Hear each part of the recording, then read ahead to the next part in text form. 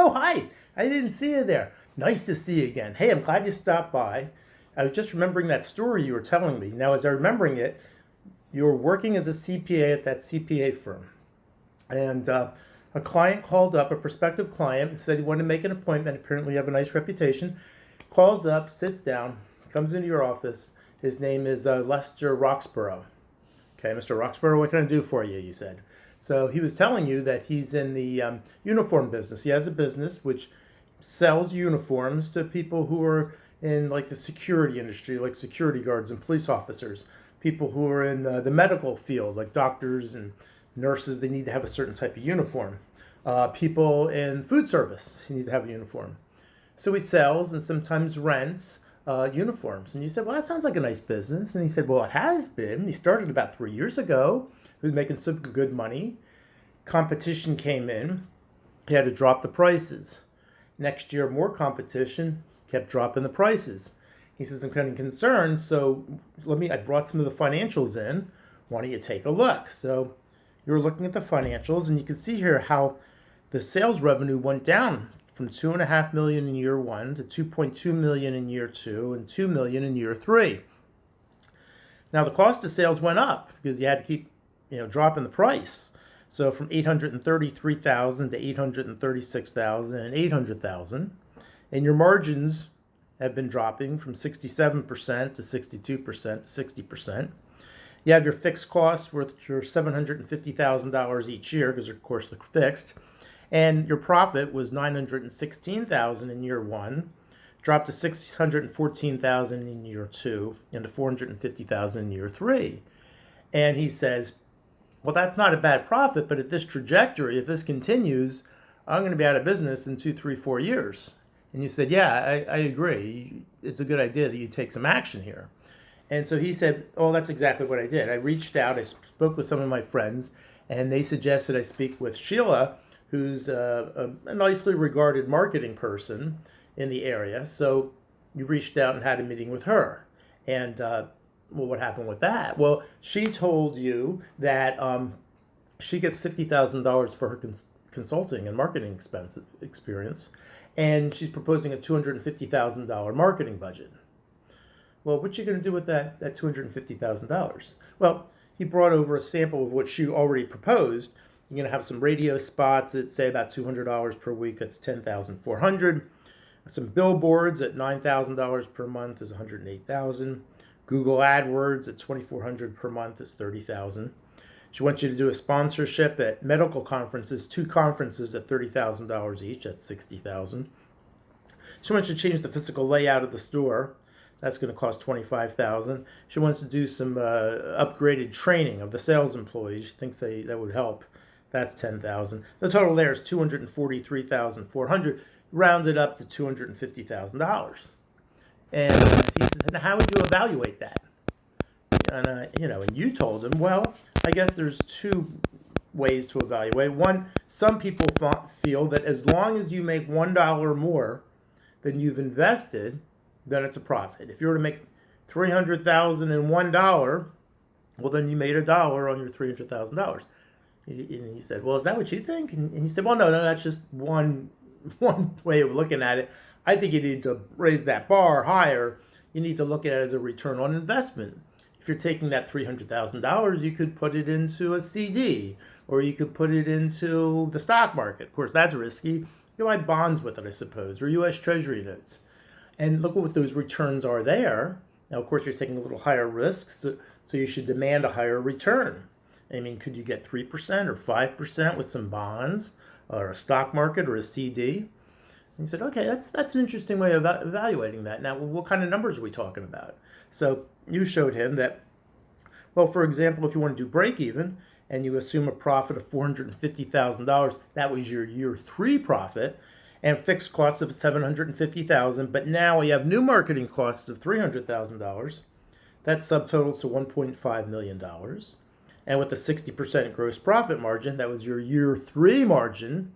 You need sales of $2.5 million to recapture that. Okay, all right. He thinks he's got that. And below that's just a little check there. As accountants like to do a check. If you have your sales revenue to $2.5 million, You have your gross margin at 60% is $1.5 million. Your new fixed costs have now elevated to $1,050,000. You get back your profit of $450,000. And so Mr. Roxborough says, okay, I like that analysis, very quantitative. What would I need to do in order to satisfy that, let's say, a 10% return on investment? Okay, well, let's take a look at that. So if you assume your profit of $450,000 initially, we add another 10% onto that $300,000, you're now demanding an additional $30,000, plus your $750,000 of fixed costs, your $300,000 of marketing costs brings you to $1,530,000. At a 60% margin, you need sales of $2,560,000. And then below that's just a check, an accounting check, of course. $2,560,000, a 60% profit margin gets you to $1,530,000. Your fixed costs are now $1,050,000. So you get $480,000 of profit, $450,000 plus the additional $30,000 for a 10% return on investment. So he says, I like that quantitative approach. Let me think on that. So he goes away, and and you told me that he came back to you about a week later. Apparently, he had reached out to Sheila and showed him what you showed him, and asked for what she thought. Well, she thought it was a very savvy analysis. Actually, she appreciated it very much. She thought Mr. Roxborough had been talking with somebody because it's a very quantitative, savvy approach. She said, okay, you're not quite understanding, though. We're not trying to capture a 60% market share. Well, would she try 60% profit margin? So he brought this and showed you this. She said, well, we want to increase your profit margins to at least 62%, and with time back up to that 65%, because we're going to emphasize quality, not price. We're not chasing the price. Your uniforms are more comfortable. They breathe. They stretch. They're stain resistant. They're easy to launder.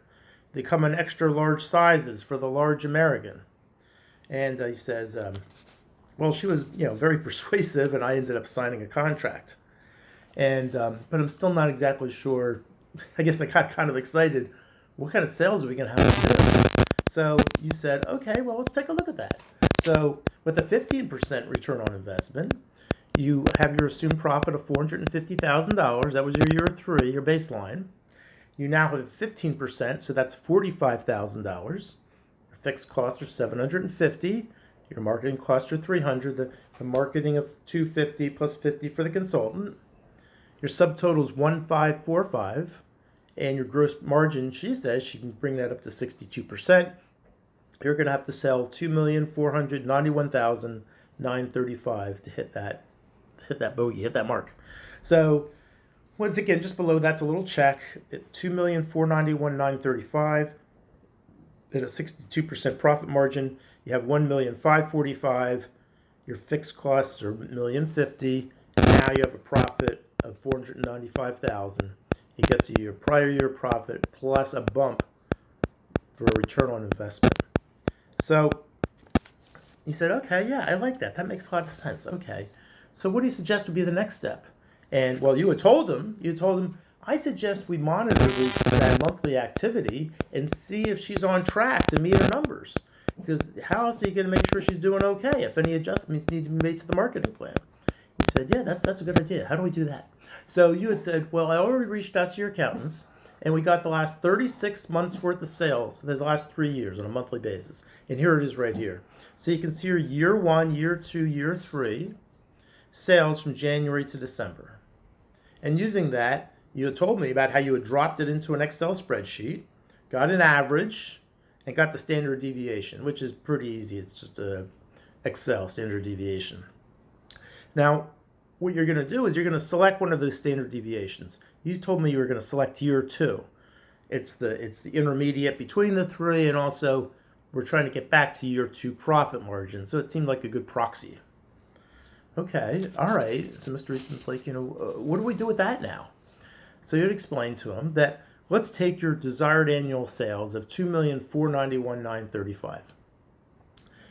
You divide that by 12 to get a monthly average, 207,661.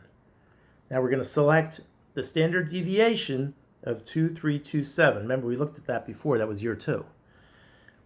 What you need to do is establish a pipeline, a parameter, an upper and lower limit, what you think your sales need to be to hit your target here. So if we look at 2 standard deviations, usually 95% of all values occur within 2 standard deviations. So we're going to look at the average of 207,661 minus 2327 times 2. That brings you to 203,007. That's your lower bound. And the high end would be 207,661 plus 2327 times 2.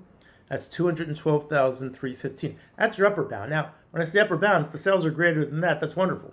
But as long as you're pricing the product like she wants you to, up to that 62% profit margin, you're in that corridor, you'll be hitting Sheila's numbers. And if you're not, then I think you need to be reaching out to Sheila and saying, what's going on with our marketing plan? And he said, that makes sense. I like that. I like how it's quantitative. I like how we can measure results. This is good. This is a good way of doing things. And I said, well, good. So how did that work out for you? And you were telling me that apparently he was like, you know what? You don't have to call me Mr. Roxborough. Why don't you call me Lester? Why don't you come down to the country club? I'd like to have you, over for lunch and meet some of my friends. So he went to the country club. He introduced you to several of his friends, said that you're doing a wonderful job here, doing more of a financial type of analysis on the marketing plan, which integrates it. So I said, well, that's great. So you had a few lunches. Well, not only that, but apparently several of his colleagues in the business world have called up and reached out to you. And now they've become clients. And he said, wow, so you derive more clients from them? He said, actually, yeah, I have. You know what? That is why you are one ace accountant. Let's give you a round of applause.